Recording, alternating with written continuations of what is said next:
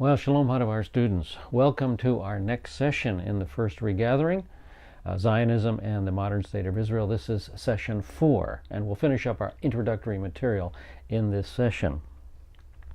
So let's review where we were last session. Last session we began with a discussion of the fact that the Jewish people have experienced sojourns and returns to the land throughout our history. The first sojourn out of the land was the sojourn in Egypt around 2000 BC by Abraham and his family. It was very short. We went into Egypt and we returned to the land very quickly, and this sojourn was limited to Egypt. The next time out of the land was our Egyptian slavery. We left the land in following the command of God, and lived in the land of Egypt to avoid the famine. But a new Pharaoh then arose in Egypt and came to the throne and enslaved the Jewish people. So we experienced the Egyptian slavery for about 400 years. Then we returned to our land in 1406 BC under Joshua, and this sojourn and return was limited to Egypt. The next exile was the Babylonian exile in 605 BC. The Babylonians kicked us out of the land for 70 years, and we were regathered to the land in 536 under Ezra and Nehemiah. This exile was limited to the Middle East, was more extensive. Following this exile comes the Roman exile that began in 70 AD and was completed by 135 AD.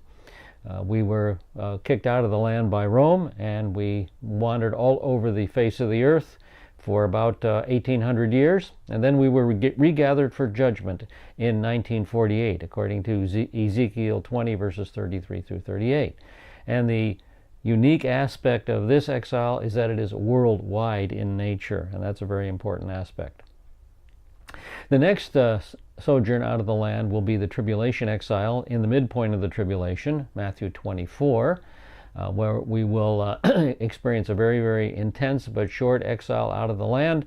Then we'll be regathered for blessing during the second coming, and again, this will be of worldwide character.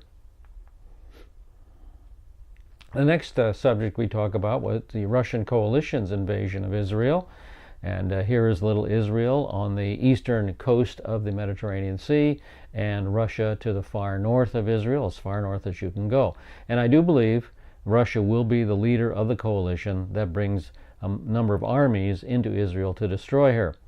And she can come into Israel from the north through Lebanon, or from the east through Syria or Jordan. We don't know exactly which country will be the portal for this army, but into Israel they will come, and God will allow them to get to the mountains of Israel. The mountains of Israel are the central spine of the nation, the Judean hills. And the object of this invasion appears to be Jerusalem. However, God will stop this invasion in its tracks. He will destroy the Russian coalition's invasion of Israel on the mountains of Judea, on the mountains of Israel. We also talked about the two worldwide regatherings. The first worldwide regathering is regathering in unbelief in preparation for judgment. That judgment will be the tribulation period of Ezekiel 20, verses 33 through 38. And we're experiencing that first worldwide regathering right now. The second worldwide regathering will be in faith, in preparation for blessing, kingdom blessings, in Isaiah 11, verses 11 and 12. Then I diagrammed Ezekiel 20, 33 through 38 for you, hopefully to make it a little clearer. The first regathering, Ezekiel says, is from wrath, and that would be a reference to the Nazi Holocaust. We're gathered from wrath because the Nazi Holocaust provided the foundation and the beginning and the impetus for the state of Israel.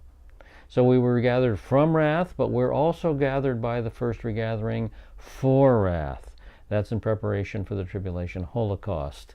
And when the tribulation holocaust has run its course, then the second regathering will occur, and we'll experience our national salvation, restoration, and kingdom blessings. So I hope that chart makes Ezekiel 20 a little clearer. I then had to take issue with some comments that a prominent evangelical has made on his website during a question and answer period. And I make these comments simply because John MacArthur is a very influential evangelical, and his views get a lot of hearing. So I feel I need to speak maybe perhaps a different perspective than what he shares. I began with this comment by Dr. MacArthur. He stated, "Nothing specifically going on in Israel right now is connected to biblical prophecy." A rather astounding statement to me, because I responded on a number of points. The third point being, presently we are witnessing the first worldwide regathering. It's a regathering in unbelief in preparation for tribulation judgment. Certainly that's connected to Bible prophecy. And here are your prophecies: Ezekiel 20:33 through 38, 22:17 through 22, and Zephaniah 2:1 and 2. It's definitely connected with Bible prophecy. I also stated that the events we are witnessing today are setting the stage for the Russian coalition's invasion of Israel in Ezekiel 38 and 39. That's definitely connected with Bible prophecy. Dr. MacArthur went on to say, "The fact that Israel exists is certainly prophetic. The fact that they're in their land is setting the stage." Well, I'm happy that he agrees that Israel in the land is setting the stage, but this is a very confusing comment to me. Didn't he just contradict himself? He said, nothing going on right now is connected to Bible prophecy, yet Israel in the land is certainly prophetic. Sounds to me like he has contradicted himself. He states later on, "I am not pro-national Israel, I am pro-prophetic Israel." Do you see the difference there? And frankly, I do not. This is his most confusing statement. National Israel and prophetic Israel are one and the same. You can't separate them. He goes on to say, "So we will not go so far as to say that God is going to protect Israel because he has some obligation." And that astounded me, because God has obligated himself to protect Israel on the basis of the Abrahamic and land covenants. If he does not fulfill those covenants with Israel, his reputation is sullied. He has obligated himself to protect Israel. Now, on this issue, I'd recommend that you buy and read the book Has the Church Replaced Israel by Michael J. Vlach. It will cover this issue very well.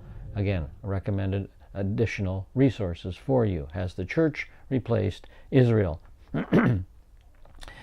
Dr. MacArthur continues, "So Israel is in an unprotected position before God until they turn to their Messiah. Then they become completely protected." Again, I'm kind of astounded at this statement. And I respond, if Israel is unprotected, why in the world did she survive the War of Independence of 1948 and the Yom Kippur War of 1973? She should have been wiped out in those two wars.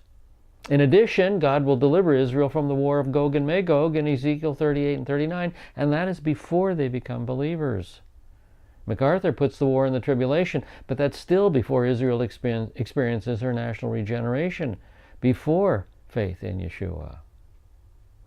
Well, after that exchange, we then talked about the characteristics of the final regathering, the basis for the final regathering, the land covenant, Deuteronomy 29 and 30. The final regathering is prophesied in Isaiah 11:11 through 12:6. The final regathering includes every Jewish person from all over the world, which is not true today. The final regathering will be permanent, which is not true today. We will suffer one more exile out of the land. The final regathering, during the final regathering, Israel will be a blessing to the world, and Israel is blessing the world today, but it's not not to the extent that Israel will be blessing the world in the final regathering. Israel is being blessed in preparation for Ezekiel 38 and 39. And during the final regathering, we'll be reunited as a nation, and that is true today as well. And during the final regathering, we will be the center of Gentile attention, but that's for good. Today, Israel is the center of Gentile attention for criticism. She's the most reviled nation on the face of the planet. During the final regathering, Gentiles will aid the regathering, and Gentiles have aided the first regathering, but that's not to the extent that it'll be understood or experienced during the final regathering. And the final regathering, angels will also aid the regathering, and that is not true today. During the final regathering, every Jewish person will be righteous. That is not true today. And during the final regathering, millennial Mount Zion will be in place, and the millennial temple will be erected. Neither of those factors are in play today. And I'd like you to take a more detailed look at this by buying Footsteps of the Messiah by Dr. Arnold G. Fruchtenbaum. Again, another very valuable resource that I would recommend that you purchase for more details on this subject. We then finished up by looking at the blessings of the Mosaic covenant. The blessings and cursings of the Mosaic covenant are covered in Deuteronomy 28, verses 1 through 14. Well, actually Deuteronomy 28, the whole chapter, and the parallel passage, Leviticus 26, the whole chapter. The blessings in verses 1 through 14 of Deuteronomy 28 and 1 through 13 of Leviticus 26. All right, so then we come to the new material. We're going to look at the blessings and cursings of the Mosaic covenant, and I have a suggested resource for you, the Messianic Bible Study Collection, manuscript number 132, the blessings and cursings, the outworking of the Mosaic covenant, and Leviticus 26. Again, available through Ariel Ministries. I would really suggest you purchase that manuscript. It'll be a great aid as you study this subject. All right, we're in chapter 26 of Leviticus. So let's start with the blessing side of the coin, and we'll start with verses 1 and 2, which teach that obedience is required to experience the blessings. You shall not make for yourselves idols, nor shall you set up for yourselves an image or a sacred pillar, nor shall you place a figured stone in your land and bow down to it, for I am the Lord your God. You shall keep my Sabbaths and reverence my sanctuary. I am the Lord. Well, this command not to worship idols has been broken already. Here's a picture of 4 ladies up on the Golan Heights dancing and worshiping before this little clay idol. And the caption read, Potter Daphne Zuckerman replicated a clay figurine thought to be that of a goddess. For about half an hour they danced while the leader recited a prayer, thanking the goddess, not the God of Abraham, Isaac, and Jacob, but the goddess for the forces of life, fertility, and peace. And that appeared in Biblical Archaeology Review in 2001. So we can say, at least in 2001, idol worship was back in the land. Flagrant idol worship was back in the land. And James says in his book that you break one law, you've broken the whole law. James 2, 10 and 11. For whoever keeps the whole law yet stumbles in one point, he has become guilty of all. For he who said, do not commit adultery, also said, do not commit murder. Now, if you do not commit adultery, but do commit murder, you've become a transgressor of the law. Now, this is because the law is like a chain. Each link is an individual law. And so when one law is broken, the whole chain is broken. So obedience is required in verses 1 and 2. And of course, unfortunately, idol worship is back in the land. Then as we go to verses 3 and 4, the conditional nature of blessing is brought out. If, there's the conditional nature, if you walk in my statutes and keep my commandments so as to carry them out, then I shall give you rains. See, if you obey, then I will give you rains in their season, so that the land will yield its produce and the trees of the field will bear their fruit. So one of the blessings of obedience is adequate rainfall. But unfortunately, Israel has been suffering year after year, time after time of drought rather than abundant rains. So we're not experiencing this blessing today either. Let's move on to verse 5. In verses 5 through 10, Israel is promised prosperity, power, security, and peace. Indeed, your threshing will last you until grape gathering, and grape gathering will last until sowing time. You will thus eat your food to the full and live securely in your land. I shall also grant peace in the land, so that you may lie down with no one making you tremble. I shall also eliminate harmful beasts from the land, and no sword will pass through your land. But you will chase your enemies, and they will fall before you by the sword. 5 of you will chase 100, 100 of you will chase 10,000, and your enemies will fall before you by the sword. So I will turn toward you and make you fruitful and multiply you, and I will confirm my covenant with you. You will eat the old supply and clear out the old because of the new. And so this state of security is hardly present in Israel today either.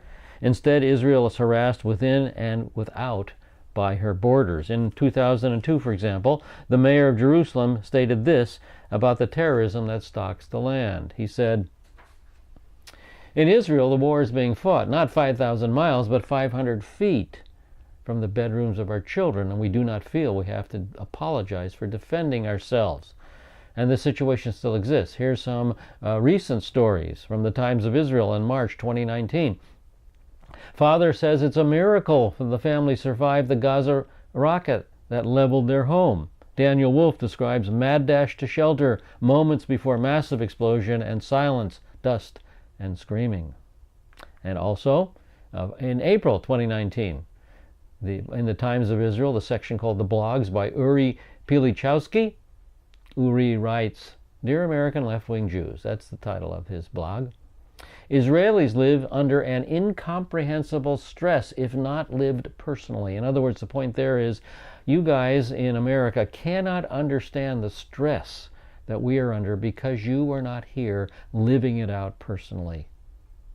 You know, Israelis live under an incomprehensible stress if not lived personally. And now he describes it. The thought of a rocket landing, a bomb exploding, or a surprise stabbing creates unending pressure. Israelis know that American Jews care about their safety and security, but to Israelis, safety and security, is a living beast that hovers over them at all times. This is not a distant concern to the Israelis. Safety and security is crucial to their daily life. So in Leviticus 26, prosperity, power, security, and peace are promised, but they're not being experienced by the modern state of Israel today. So let's move on to verses 11 through 13, and the greatest blessing of all is promised for obedience, God's presence. "Moreover, I will make my dwelling among you, and my soul will not reject you. I will also walk among you and be your God, and you shall be my people. I am the Lord your God, who brought you out of the land of Egypt, so that you would not be their slaves. And I broke the bars of your yoke and made you walk erect." So God's presence is a great blessing, but God is not walking in the midst of Israel today. He will walk in the midst of Israel during the Messianic kingdom. In other words, Israel is not experiencing the blessings of the covenant today. Rather, she is experiencing the curses of the covenant. So now we want to move to the curse side of the coin as we get to verses 14 through 17. Now the curses of the covenant are also found in Deuteronomy 28 as well, and we'll take a quick jaunt over to Deuteronomy 28 in a minute or two. But we're currently in Leviticus 26, so let's stay in Leviticus 26. Let's continue on through the chapter. In verses 14 through 17, we're promised that if we do not obey, we will experience sickness, harassment, and insecurity. Leviticus 26, 14 through 17. "But if you do not obey me, and do not carry out all these commandments, if instead you reject my statutes, and if your soul abhors my ordinances, so as not to carry out all my commandments, and so break my covenant, I in turn will do this to you. I will appoint over you a sudden terror, consumption, and fever that will waste away the eyes and cause the soul to pine away. Also you will sow your seed uselessly, for your enemies will eat it up. And I will set my foot against you, so that you will be struck down before your enemies, and those who hate you will rule over you, and you will flee when no one is pursuing you." And so that's the first cycle of curses: sickness, harassment, and insecurity in the land. Then as we move to verses 18 through 20, the second cycle of curses is mentioned: drought and famine. "If also after these things you do not obey me," again this is curses for disobedience, "if after these things you do not obey me, then I will punish you 7 times more for your sins." And that phrase 7 times more is just an indicator that I am going to ratchet up the punishment. I'm going to turn the screws down tighter. Your discipline is going to get more severe. "I will also break down your pride of power. I will also make your sky like iron and your earth like bronze. Your strength will be spent uselessly, for your land will not yield its produce, and the trees of the land will not yield their fruit. And the truth of this is brought out by an article by the Water Authority in a recent article in the Jerusalem Post. It was entitled Severe Drought from 2015 through 2035. And of course, drought is one of the curses of the covenant. We read in that article, Israel must prepare for the possibility of a severe drought period that is expected to begin within a few years, the Water Authority warned on Monday.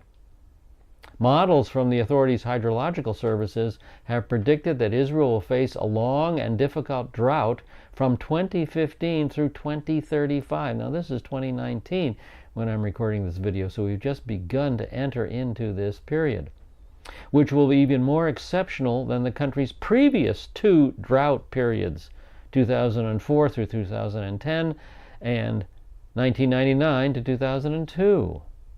Or 2004 and 2010, 1999 through 2002. And these droughts are increasing in severity. The past droughts, 1999 to 2002, lasted 4 years. Then there was a little bit of a break, and then 2004 to 2010, the next drought period was 7 years, almost twice as long, and now there's been a short break. And now the projected drought from 2015 through 2035, that would make it 20 years in length. So it does appear that God is increasing the discipline against Israel, because Israel's not responding in obedience. Now, I was at Tabcha in 2009, and took a picture on the beach of the Sea of Galilee, of the church there. And I was on the beach, but this yellow line is the water line. This is where the water should be if the lake is full. The water should be at that level. And here is a picture of the same location when the lake is full. You can see the water levels right up where I indicated it should be. Where was I standing to take that picture? I was standing right there. I should have been underwater. But Israel is suffering drought, and she hasn't suffered famine yet, but one of the curses of the covenant that she is suffering is drought. In verses 21 through 22, we come to the third cycle of curses, which is danger from wild animals. If then you act with hostility against me and are unwilling to obey me, I will increase the plague on you 7 times, according to your sins. I will let loose among you the beasts of the field, which will bereave you of your children, and destroy your cattle, and reduce your number, so that your roads lie deserted. Now all of these curses, in the history of the nation, all of these curses were experienced before and during the Assyrian invasion. So I put together a timeline here from left to right. So let's begin the timeline from the book of Judges and Joshua, when we entered the land in 1406 BC, through the Assyrian invasions, which is approximately 745 BC, the land had an up and down experience. There were some times of prosperity and righteousness, for example, under King David, but there were also times of rebellion against the Lord, like the book of Judges. Like in the book of Judges, every man did what's right in their own eyes.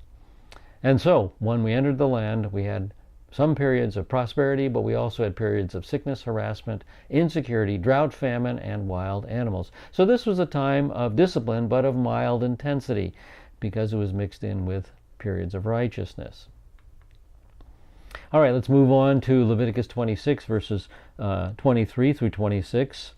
And the next round of curses is the horrors of siege. And if by these things you are not turned to me, but act with hostility against me, then I will act with hostility against you, and I will strike you 7 times for your sins. It's going to get worse if you don't repent. I will also bring upon you a sword. That's a military invasion. That's violence. I will also bring upon you a sword, which will execute vengeance for the covenant. And when you gather together into your cities, I will send pestilence among you. That's an inevitable result of siege. I will send pestilence among you, so that you shall be delivered into enemy hands. When I break off your staff of bread, 10 women will break your bread in one oven, and they will bring back your bread in rationed amounts, so that you will eat and not be satisfied. So the horrors of siege, war, and hunger caused by siege are promised.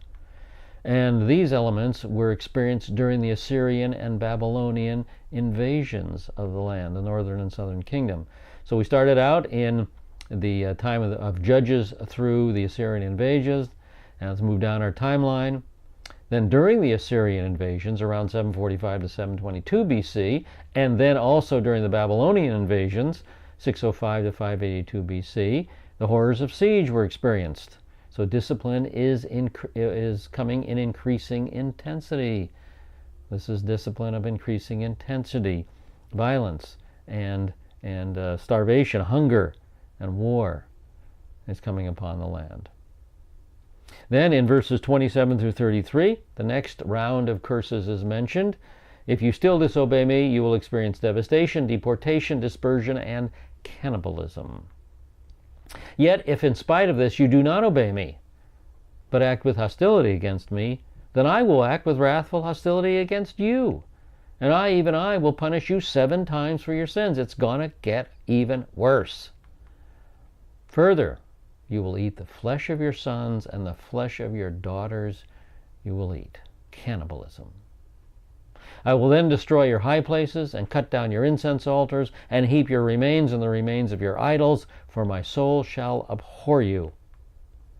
And I will lay waste your cities as well, and make your sanctuaries desolate, and I will not smell your soothing aromas, and I will make the land desolate, so that your enemies who settle in it will be appalled over it.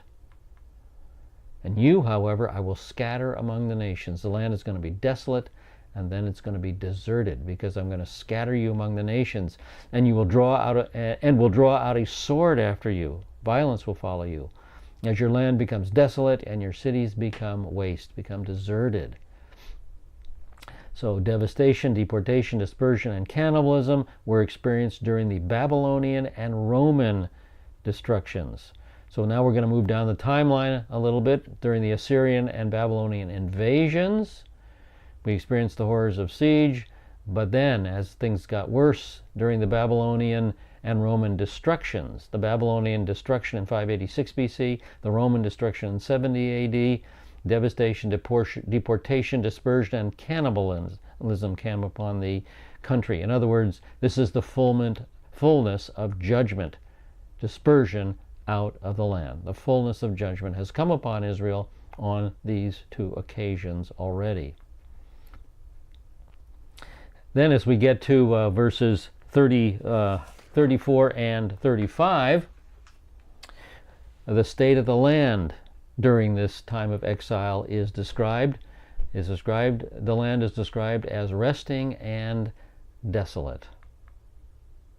Then the land will enjoy its Sabbaths, all the days of the desolation, while you're in your enemy's land. Then the land will rest and enjoy its Sabbaths. All the days of its desolation, it will observe the rest which it did not observe on your Sabbaths, while you were living in it. So the state of the land is resting and desolate. Again, Moses is describing the state of the land after the fullness of judgment has come. And this has been experienced twice. It's been experienced after the Babylonian and after the Roman destructions. So during the Babylonian and Roman destructions, the fullness of judgment fell upon us.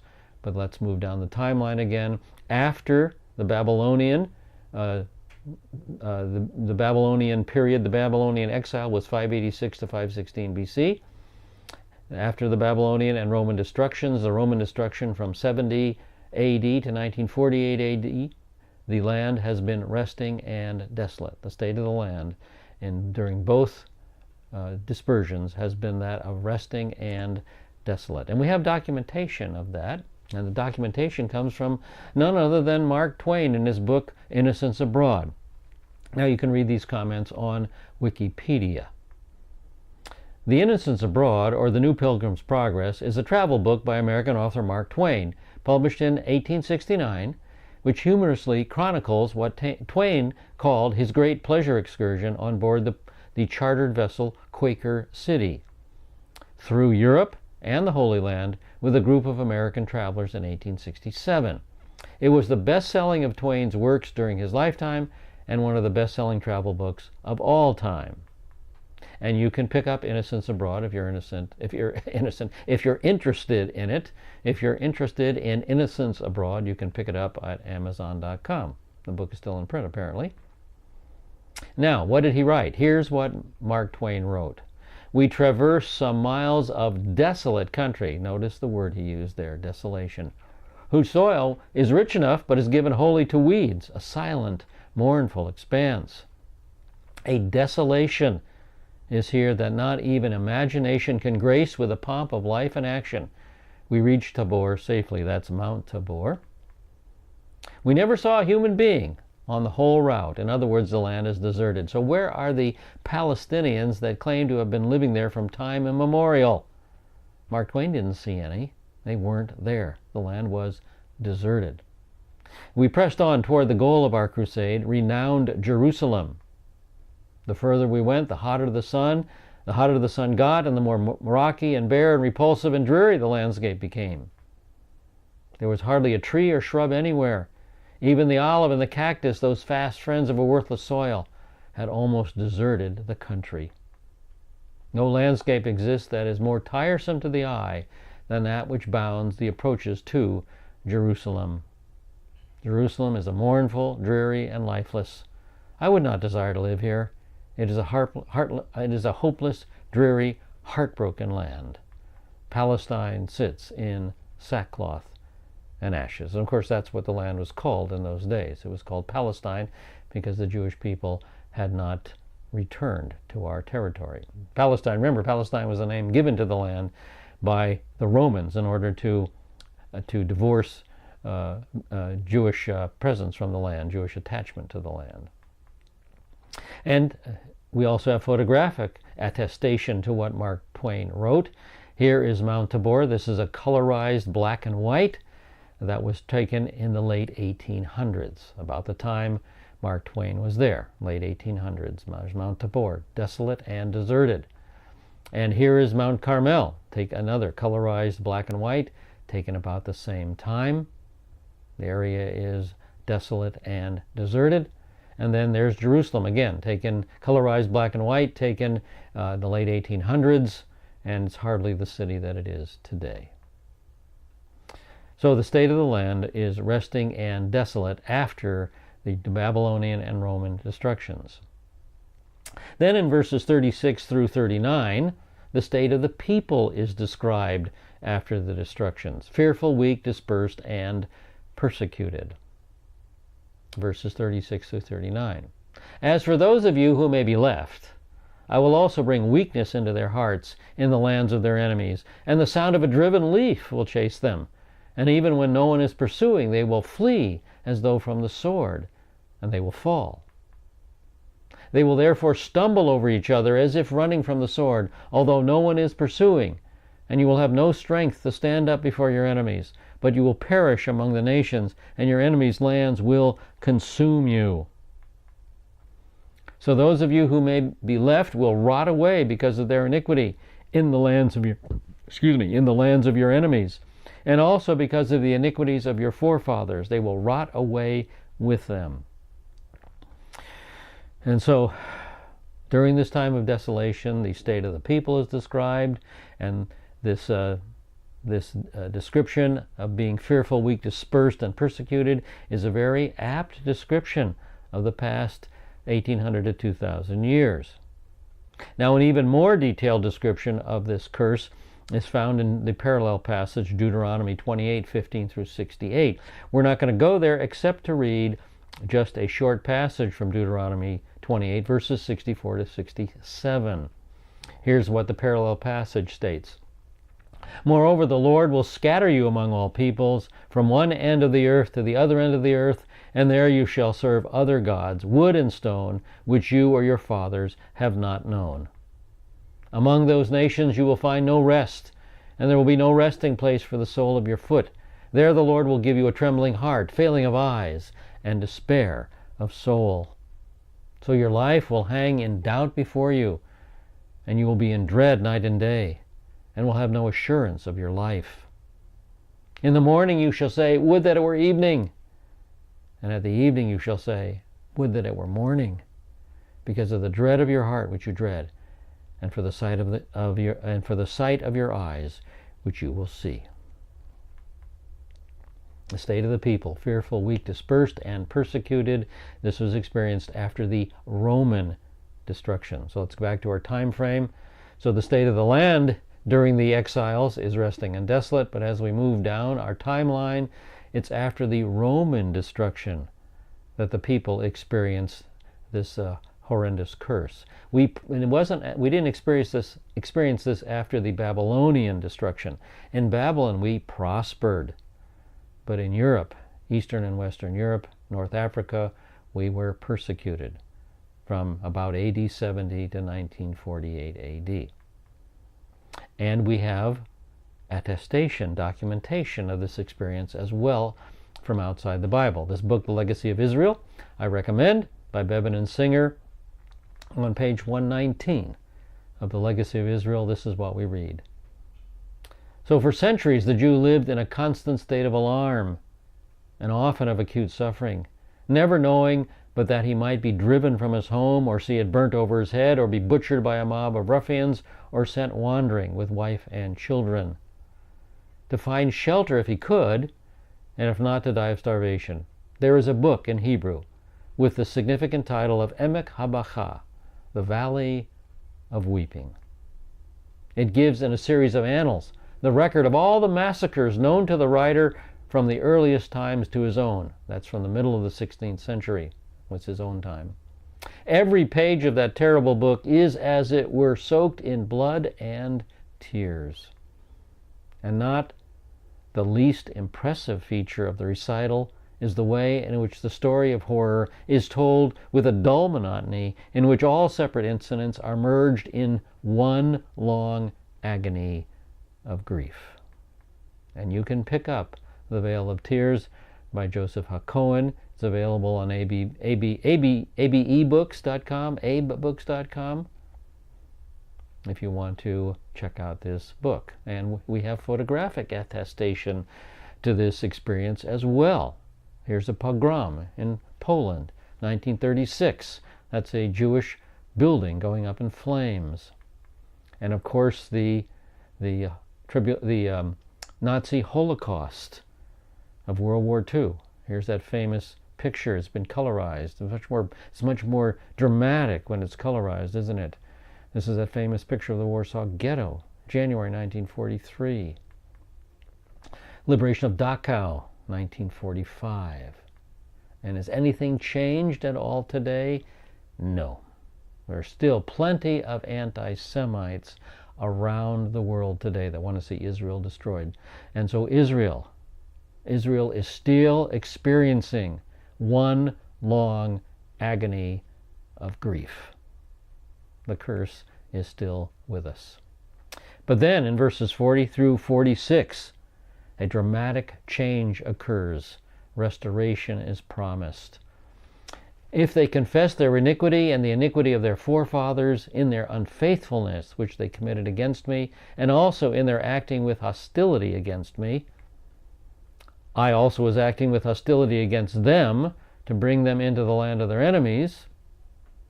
Or, if their uncircumcised heart becomes humbled, so that they then make amends for their iniquity, then I will remember my covenant with Jacob. I will remember also my covenant with Isaac, and my covenant with Abraham as well. And I will remember the land. For the land will be abandoned by them, deserted. And I will make up for it, and will make up for its Sabbaths, while it was made desolate without them. They, meanwhile, will be making amends for their iniquity, because they rejected my ordinances, and their soul abhorred my statutes. Yet in spite of this, when they are in the land of their enemies, I will not reject them. Now I want all replacement theologians to grapple with that phrase. In the land of their enemies, I will not reject them.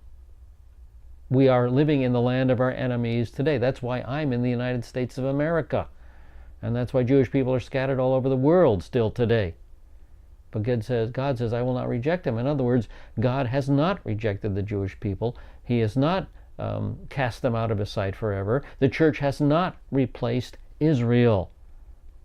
I will not reject them in the land of their enemies. Nor will I abhor them as to destroy them, breaking my covenant with them, for I am the Lord their God. But I will remember for them the covenant with their ancestors, whom I brought out of the land of Egypt in the sight of the nations, that I might be their God. I am the Lord. These are the statutes and the ordinances and laws which the Lord established between himself and the sons of Israel through Moses on Mount Sinai. So restoration is promised, restoration from a worldwide dispersion. So let's finish up our timeline. So the state of the people from 70 AD to 1948 AD has been very dire. But then restoration and a peace and an end to suffering is promised with the institution of the Messianic kingdom. But you notice that there's a gap in my timeline there. Some things hasn't been stated yet. Something needs to be revealed. And yes, that will be revealed later by the prophets, that this is where the Antichrist destruction, the tribulation diaspora fits, the most severe discipline of all. It will not be until that diaspora has been experienced that the Messianic kingdom will be instituted. All right, that is the final judgment of the tribulation period, the Antichrist's dispersion. It's also called the time of Jacob's trouble. And so I'd like to add to your notes some verses that deal with the tribulation diaspora, the time of Jacob's trouble. Here's some New Covenant verses that you should be aware of dealing with this tribulation diaspora. Matthew 24:15 and 16. Therefore, when you see the abomination of desolation, which was spoken of through Daniel the prophet, standing in the holy place, let the reader understand, then those who are in Judea must what? Flee to the mountains, get out of the land. And then Revelation 12:6. Then the woman, that's symbolizing Israel, fled into the wilderness. She got out of the land, where she had a place prepared by God, so that there she would be nourished for 1,260 days. And then in verse 14, but the 2 wings of a great eagle were given to the woman, to Israel, so that she could fly into the wilderness, into the diaspora, for her place, where she would be nourished a time, times and half a time, from the presence of the serpent. So those are other indicators of the tribulation diaspora, fleeing the land during the middle of the tribulation. So we have the time period after the Roman destruction until the Antichrist destruction, and between those two time periods lies our class, the first regathering, modern Israel, after the Roman destruction, but before the Antichrist destruction occurs.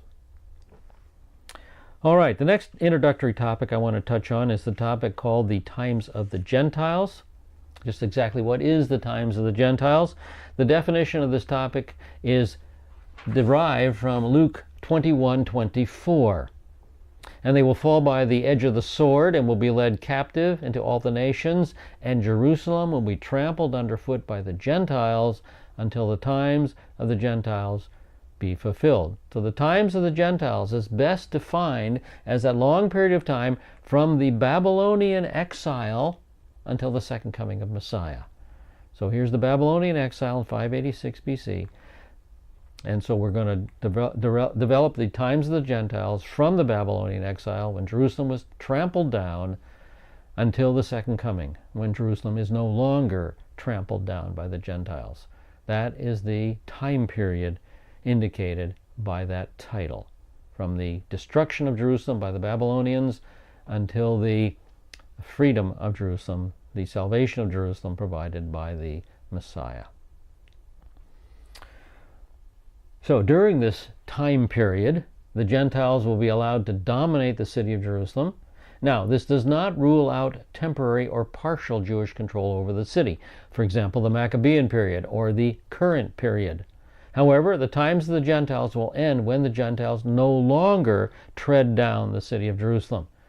And Jewish control then will be permanent and complete. Now, there's some additional passages covering the times of the Gentiles.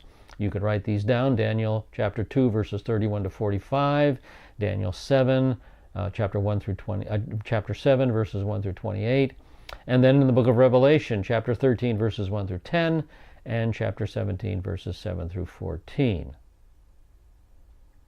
So we are in the times of the Gentiles right now. Now, the evidence of this fact is the dominance of the Temple Mount by the Muslims and the fact that ownership of East Jerusalem is disputed today. Here's the Temple Mount. There's no Jewish temple on the Temple Mount. Instead, there's a Muslim mosque, the Al-Aqsa Mosque, and then the Dome of the Rock, a Muslim shrine. But the Jewish temple is not there. There's only partial control of Jerusalem by the Jewish people. So there is a spiritual reason why the Palestinians demand that Jerusalem be their capital city. The Palestinians want full control of Jerusalem because Satan, it's a satanic desire, because Satan does not want the times of the Gentiles to come to an end. When the times of the Gentiles comes to an end, his career is over. And so there's a resistance against Jewish control over the city of Jerusalem. All fits into the same picture. Now, I'd like to talk about the principle of expansion and contraction. At this point, this principle, let me start with the question, have the Jewish people ever possessed all of the promised land? And the answer is a resounding no. The greatest extent of possession occurred during the realm of King Solomon. And this map shows you King Solomon's possession of the land to its greatest extent to date. Okay? At that time, we possessed around 50 to 75% of the land. Now, let's remember back to what we learned about the Abrahamic covenant. Two principles we previously discovered were, number one, that Jewish ownership of the land is unconditional based on the Abrahamic covenant. We own the land no matter what. But enjoyment of the land blessing, enjoyment of the land promise is contingent upon obedience. And now the principle of expansion and contraction comes into play. If Israel is obedient, then God will increase possession of the land to the full borders promised under the Abrahamic covenant. However, if Israel is disobedient, then God will reduce the territory that the nation enjoys and eventually cast us even out of the land, so we're not even in the land. And these principles are found, first of all, in Deuteronomy 19:8 and 9, the principle of expansion. If the Lord your God enlarges your territory, just as he has sworn to your fathers, and gives you all the land which he promised to give your fathers, if you carefully observe all this commandment which I command you today, to love the Lord your God and work in his ways, so blessing is based on obedience, then you shall add 3 more cities to yourself besides these 3. In other words, the land will be expanded. You'll need 3 more cities of refuge. And then comes the principle of contraction. 2 Kings 10:31 to 32. But Jehu was not careful to walk in the law of the Lord, the God of Israel, with all his heart. And he did not depart from the sins of Jeroboam, which he made Israel sin.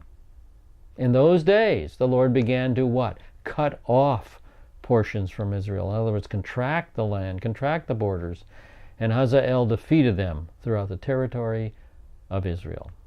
The principle of expansion and contraction. Now, the following charts are going to illustrate how the principle of expansion and contraction has been experienced during the life of the nation. We'll start with the ancient possession of the land. And here's the chart. The first time period is the time of Abraham, where we possessed very, very little of the land, just a burial cave. And then during the time of Judges, when we entered the land, we began to conquer it, and we gained, under Joshua and the Judges, we gained maybe 20% of the land. Then came the United Kingdom, and under Solomon we occupied maybe 70% of the land. And here's Solomon's kingdom. Here we see the Jewish possession of the land. Here is the kingdom of Saul, and then it expanded under righteous David. And then at the beginning of Solomon's reign, it expanded even further. So that's the greatest extent to date. But then we entered the period of the divided kingdom, and the northern kingdom was sinful, and we began to lose territory. God began to cut off territory from Israel. With the Assyrian conquest, the northern kingdom was gone, or the people were gone from the northern kingdom. After the Babylonian exile, the Jewish people were, for all intents and purposes, gone from the southern kingdom. But then we returned after 70 years, began to rebuild our land. During the Hellenistic period, we were back to maybe 40% of the land. And during the first century, under the Romans, we began to lose territory again. And then came the first worldwide dispersion under the Romans. We were cast out of the land one more time. We didn't possess the land. Now comes modern possession of the land. We start with the first worldwide dispersion. We're out of the land, very few Jewish people living in the land. But then the first worldwide regathering, which is the subject of our study from 1839 to 1948, we begin to buy back pieces of our land and resettle the land. After the War of Independence, we owned perhaps 30% of our land. Then after the Six-Day War, we were up to maybe 40% of our land. And that's remained pretty stable, pretty constant through the Yom Kippur War in 73, through the Lebanon War in 1982, through the Gulf War in 1990, and then came the peace process. And we began to lose land. We lost sovereignty over the West Bank. We lost sovereignty over the Gaza Strip. Now, where will it go in the near future? I have no idea. Will we gain land or lose land?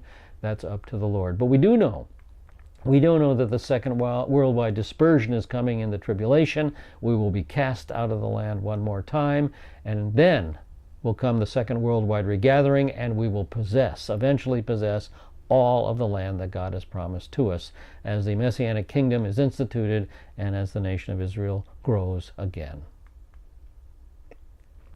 All right, I'd like to start to bring this time of introduction to a close with a chart of the chronological sequence of events. This has been documented by Dr. Arnold Fruchtenbaum in his book Footsteps of the Messiah, which is a study of the sequence of prophetic events. It's a study in chronology. That's why it is so useful.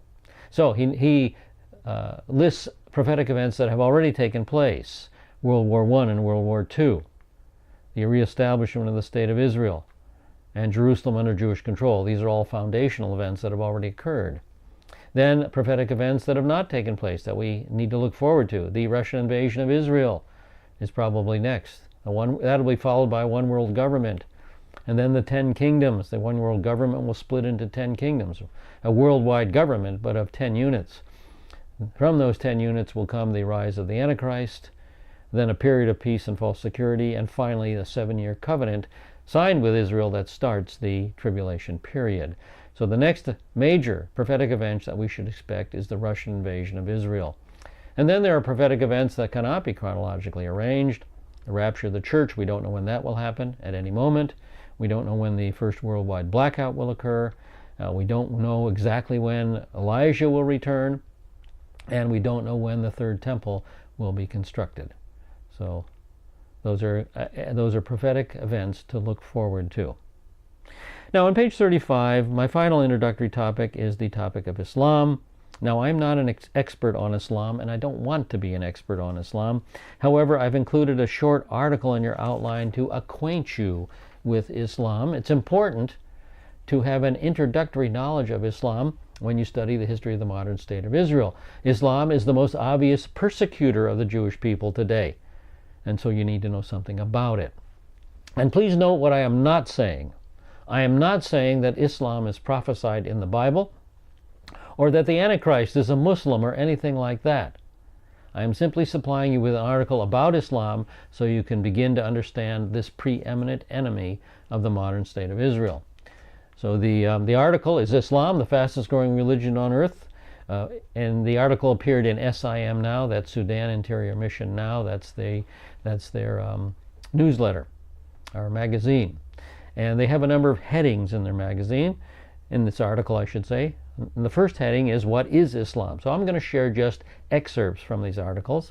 So from the section, what is Islam, we read, angels play an important role in Islam, especially the recording angels, who write down each person's good and bad deeds. Both will have to be accounted for on Judgment Day, and only those whose good deeds outweigh the bad will be admitted to heaven, if Allah wills. So this is a works religion, and there's no assurance of salvation in it. Even though you've done good works, Allah might not will that you get into heaven. Okay, again, a works religion, no assurance of salvation. On the Messiah's crucifixion.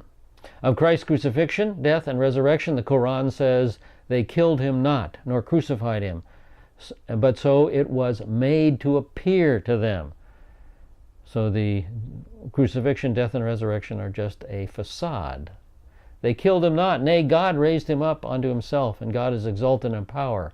Why? So the crucifixion and resurrection is untrue, just a myth.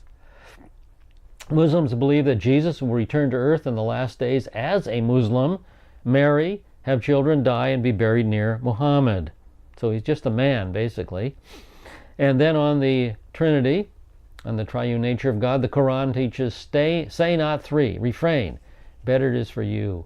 God is only one God. So they don't believe in the biblical description of Yeshua, the resurrection, crucifixion, resurrection, and death of Yeshua, the nature of God. Some very basic things are very different in the Quran.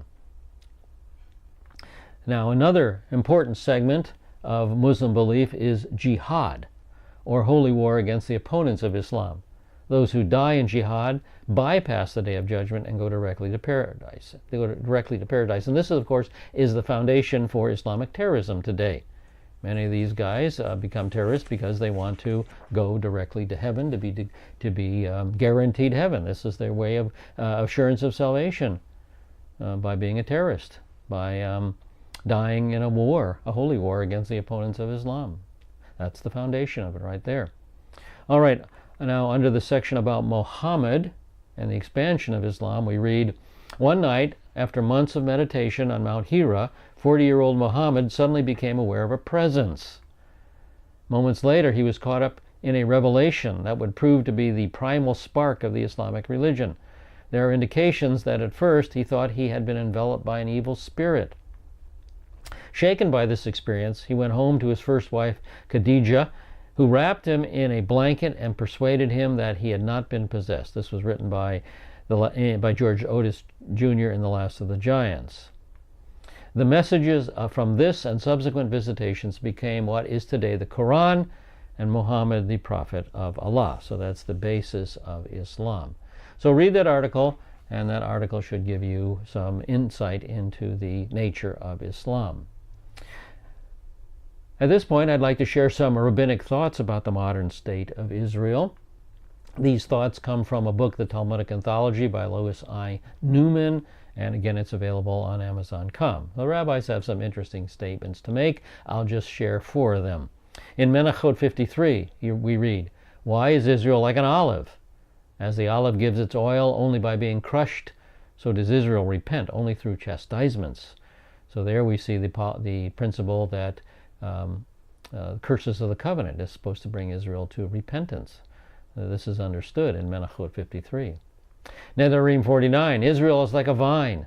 A vine is trodden underfoot, but later its wine is placed on the table of the king. So too does Israel, at first oppressed, come to greatness. So Israel is first oppressed in this world, but then the Messianic kingdom will be instituted and she will come to greatness. That's what they're mentioning there. That's what they're seeing there. Sanhedrin 104, those who persecute Israel are unwearying. Oh, and that is so true today. Just the relentless and unwearying. That's because Satan is relentless and unwearying. And then in Esther Rabbah 6:5, as the myrtle is sweet to him who smell it, but bitter to him who bites into it, so Israel brings prosperity to the nation that grants him kindness, and depression to the people who afflicts them with evil. And so that's another way of saying I will bless those who bless you and curse those who curse you, the Abrahamic covenant. Well, let me close this section with some thoughts of application. First of all, always remember that Zionism is not subjective. Zionism is backed by objective biblical support. If you're a Zionist, I would suggest that you defend the Jewish right to the land from the scriptures that we've looked at.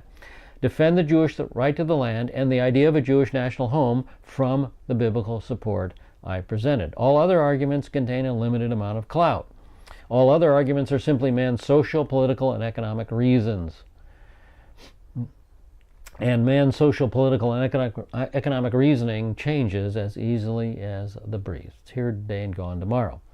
But the Word of God, in contrast, is a firm anchor that can never be moved. The grass withers, the flower fades, but the Word of our God stands forever.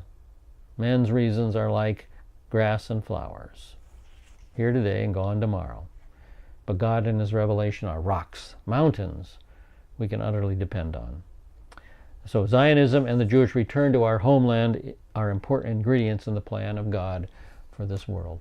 All right, I'm going to close now with a theological theological summary.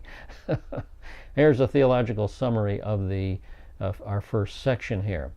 I'm going to ask the question, why the unending struggle in the Middle East?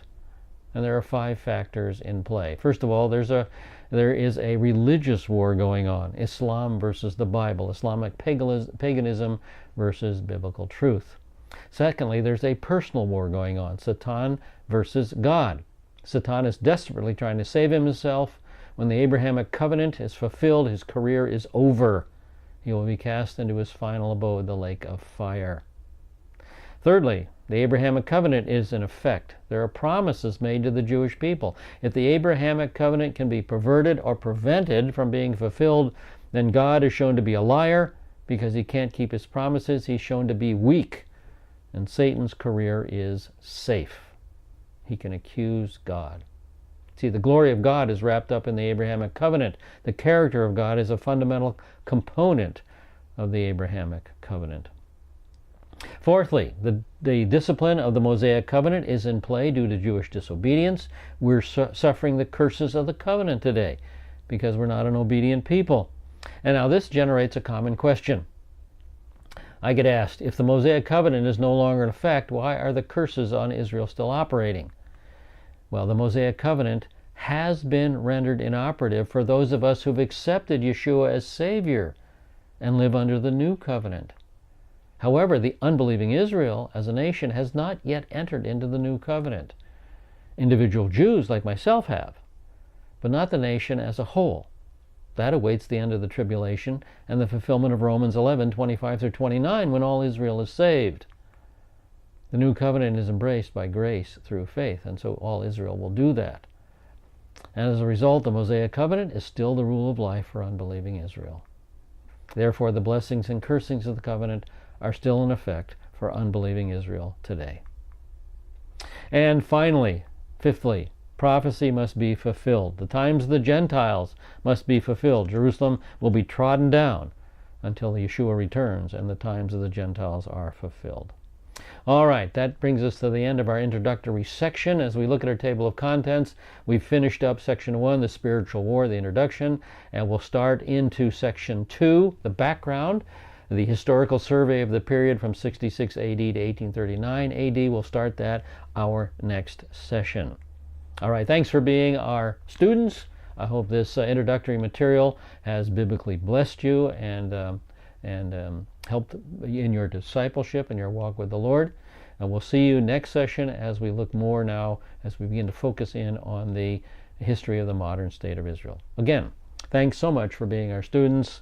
We'll see you next session. Lahitraot. Lahitraot.